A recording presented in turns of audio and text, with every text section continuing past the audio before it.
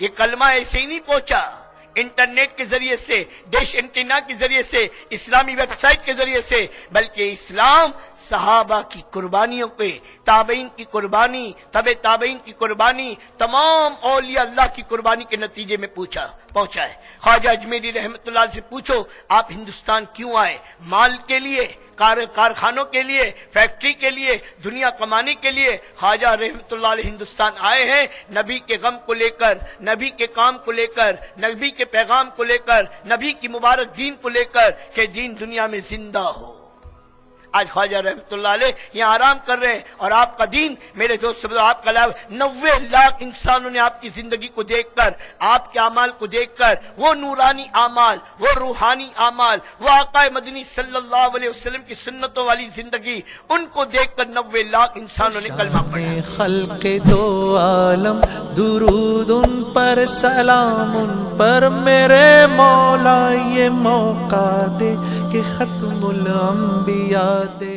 اللہ کے نبی نے فضائل سنائے، شب قدر کسی کو مل جائے 1000 مہینوں سے افضل، بیت اللہ کا مقام کسی کو مل جائے 1 عمل 1 لاکھ کے برابر، رمضان کا مہینہ نفل فرض کے برابر، 3 بڑے بڑے فضائل ایک ہی جگہ ملے، ایک ہی جگہ کہ مقام بیت اللہ کا، رات شب قدر کی، اور میرے دوستو مہینہ رمضان المبارک کا۔ اس رات میں، اس مقام پر، اس مہینے میں کوئی پوری رات عبادت کرے، آقا فرما رہے ہیں اس سے افضل اللہ کی راہ میں تھوڑی دیر کا نکل جانا۔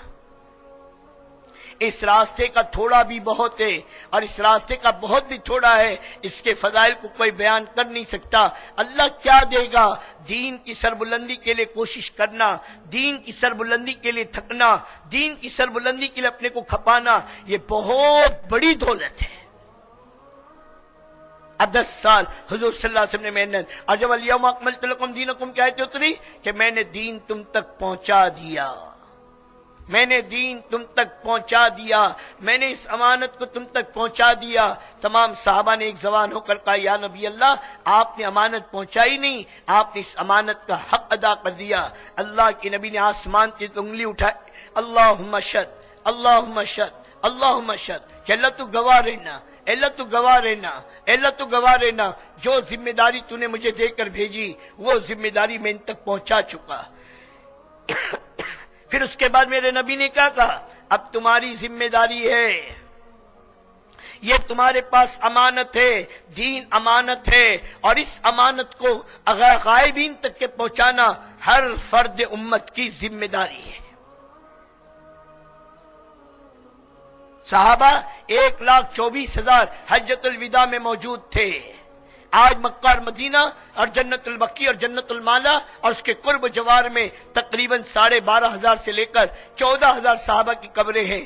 1,10,000 اس امانت کو لے کر دنیا میں گئے، کوئی مشرق کی طرف، کوئی مغرب کی طرف، کوئی شمال کی طرف، کوئی جنوب کی طرف، سب کی ایک ہی فکر تھی، سب کا ایک ہی دھن تھا۔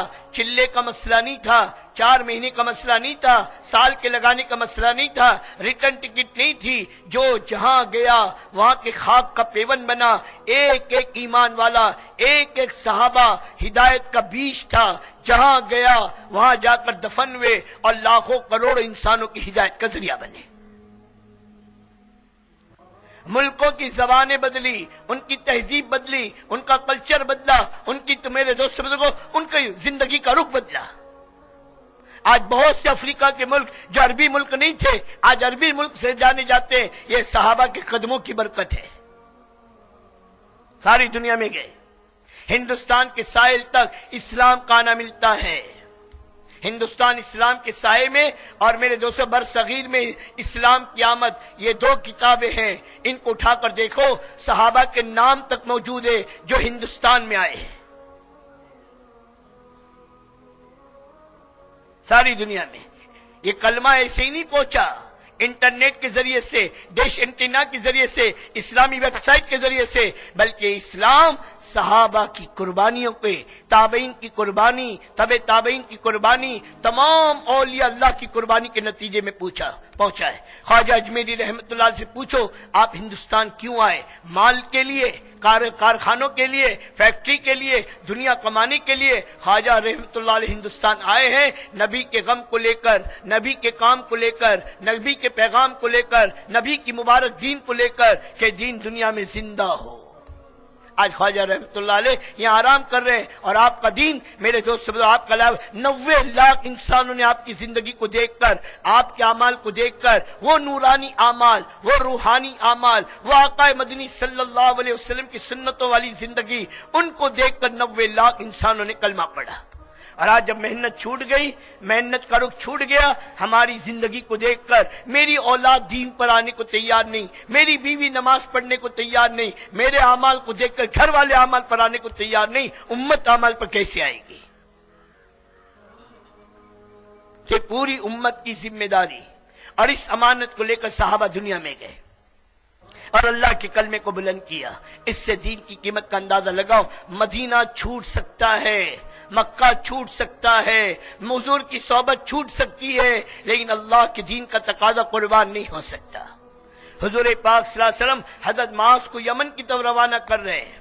معاذ گھوڑے پر سوار ہے، گھوڑے کی لگام اللہ کے نبی کے ہاتھ میں ہے، اور اللہ کے نبی پیدل چل رہے ہیں۔ ایک جملہ میرے نبی نے کہا جو کسی اور صحابہ کے لیے نہیں ہے، اے معاذ میں تم سے محبت کرتا ہوں، میرے ماں باپ تم پہ قربان۔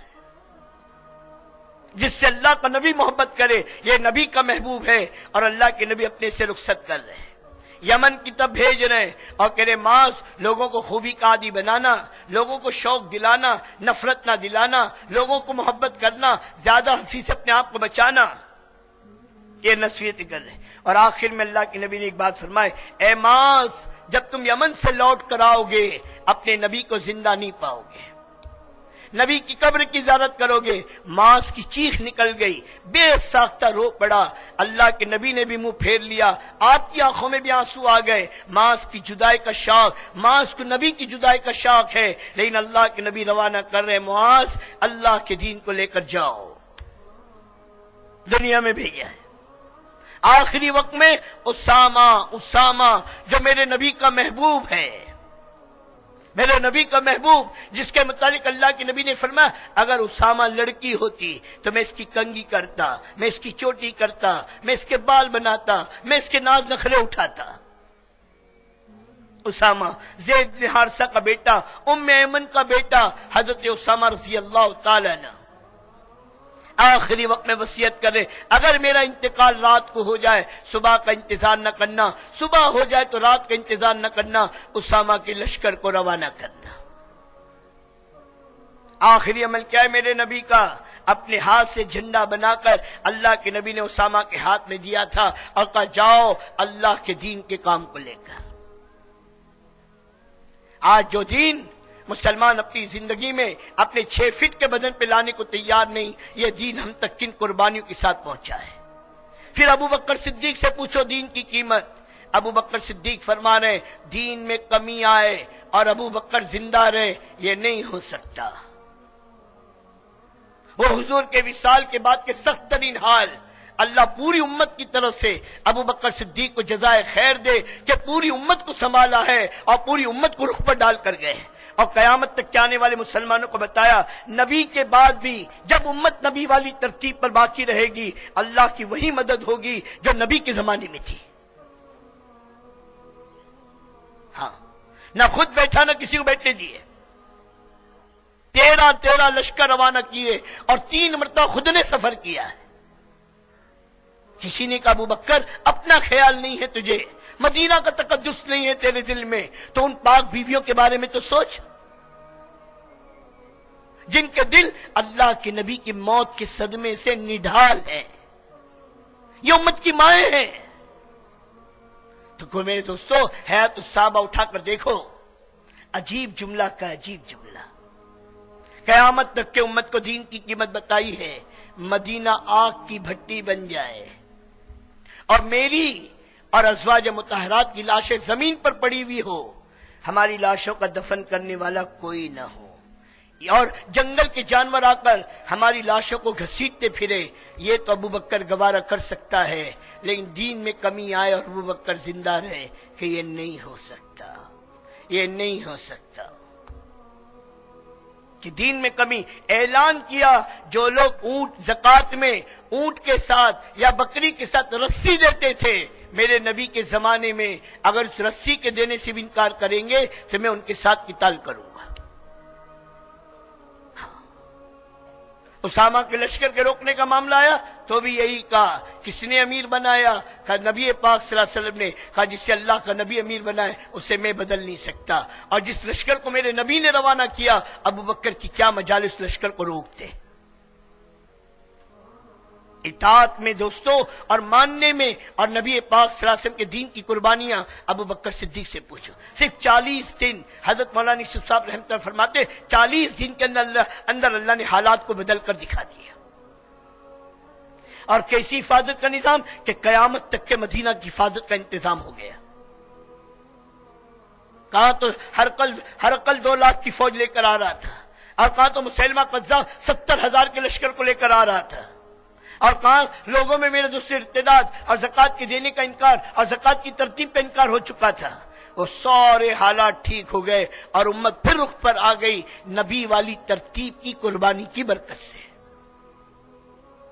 حضرت عمر رضی اللہ تعالیٰ نے کیا کہا بیت المقدس کے فتح کے موقع پر، جب ابو عبیدہ رضی اللہ تعالیٰ نے کہا کہ کپڑے بدل لیجئے، بہت میلے اور گندے کپڑے ہیں، اور سواری یا اونٹ کی سواری معیوب سمجھی جاتی ہے، ہم نے عربی گھوڑا تیار رکھ کیا ہے، آپ اس پر سوار ہو جائیں کہ لوگوں کو مسلمانوں کا امیر نظر آئے. امیر روایتوں میں آتا ہے کہ آپ نے کپڑے بدلے اور گھوڑے پر سوار ہوئے. فوراً دل میں آیا عمر اب تو امیر نظر آتا ہے. فوراً نیچے اترے، لا میرا وہی کپڑا، لا میری وہی سواری. اسی کپڑے کو پہنا، وہی سواری پر بیٹھے اور زمین سے کنکریاں اٹھا کر کہا اے ابو عبیدہ اگر اس بات کا ڈر نہ ہوتا میرے بعد حجت بنے گی، ورنہ اس کنکریوں سے تیری خبر لیتا. پھر اس کے بعد جو تاریخی جملہ کہا ہے قیامت تک کی کتابوں میں محفوظ ہے، اے ابو عبیدہ کان کھول کر سن لے، ہمیں جو کچھ عزت ملی ہے اس دین کی وجہ سے عزت ملی ہے. اس دین سے ہٹ کر جو اپنی عزت کو تلاش کرے گا وہ ذلیل و ناکام ہوگا. آج کپڑوں میں عزت تلاش ہو رہی ہے، آج مکانوں میں عزت تلاش ہو رہی ہے. صاحب بڑا مکان ہے، بڑا بنگلہ بنا ہے، یہ بنگلے عزت کے لیے ہے، یہ مکان عزت کے لیے، یہ کپڑے عزت کے لیے. اگر یہ کپڑے مکان عزتوں کے لیے ہوتے آج بے ایمانوں کے پاس ہم سے زیادہ ہے. کہ عزت والے ہیں، گاڑیوں میں عزت، عہدوں میں عزت، کرسیوں میں عزت. کہاں چلے گئے دوستو؟ اللہ اور عمر کہہ رہا ہے کہ جو کچھ ہمیں عزت ملی ہے وہ اس دین کی وجہ سے ملی ہے. اس دین سے ہٹ کر جو اپنی عزت کو تلاش کرے گا وہ ذلیل و ناکام ہوگا. دوستو اتنا بڑا مبارک دین جو بڑی قربانیوں کے بعد بڑی مشقت ہوا، کتنی عورتیں بیوہ ہوئی، کتنے بچے یتیم ہوئے، کتنے جوانوں کی جوانیاں لگی، کتنے بوڑھوں کا بڑھاپا لگا، کتنوں کی زندگیاں کھپی. وہ ابو ایوب انصاری رضی اللہ تعالیٰ عنہ 94 سال کی عمر میں نکل رہے، بچوں کو وصیت کر رہے جب تک میں زندہ ہوں مجھے اپنے ساتھ لے کر چلنا، میں مر جاؤں میرے جنازے کو سواری سے باندھ دینا اور میرے جنازے کو لے کر چلنا، اور جہاں تمہارا آخری پڑاؤ ہو وہاں میرے جنازے کو دفن کرنا. کل قیامت میں اللہ مجھ سے پوچھے اے ابو ایوب انصاری تو نے میرے دین کے لیے کیا کیا؟ میں کہوں گا جب تک زندہ تھا تیری راہ میں چلا، مرنے کے بعد میرا جنازہ بھی تیری راہ میں چلا، اور آج استنبول قسطنطنیہ کے دامن میں جا کر دفن ہے. وہ امام الانبیاء کا میزبان آج میرے دوستو ترکیوں کا مہمان ہے.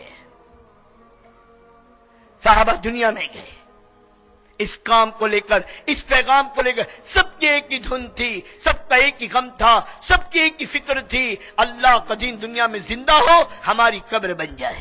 میری زندگی کا مقصد تیرے دین کی سرفرازی، میں اسی لیے مسلمان، میں اسی لیے نمازی. لیکن آج میرا حال کیا ہے؟ دین پھیلانا تو دور کی چیز، دین کو دوسروں تک پہنچانا دور کی چیز، پورے عالم کے انسانوں تک دین کا پہنچانا تو بہت دور کی چیز. ارے میرے دوستو میں اپنے 6 فٹ کے بدن پر اسلام کو نہ لا سکا، میرے 10 بائی 10 کا مکان اسلام سے خالی، میری شادیاں اسلام سے خالی، میری کمائی کے نقشے اسلام سے خالی، میری صبح اسلام سے خالی، میری شام اسلام سے خالی. اور میرے دوستو بزرگوں زبان پہ نعرہ ہے اسلام زندہ باد کا، اور زندگی اسلام سے خالی ہے.